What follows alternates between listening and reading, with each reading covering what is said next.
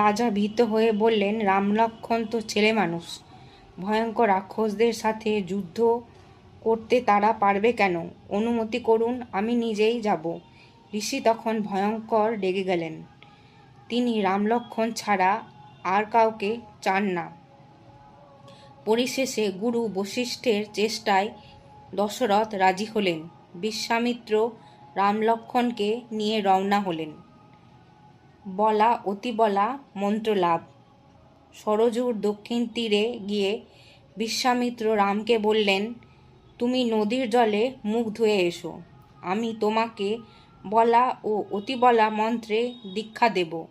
এই মন্ত্রের ফলে তোমার পরিশ্রম বা অসুখ হবে না, কেউ তোমার ক্ষতি করতে পারবে না, ক্ষুধা তৃষ্ণায় কাতর হবে না, আর সকলে যুদ্ধে তোমার কাছে হেরে যাবে।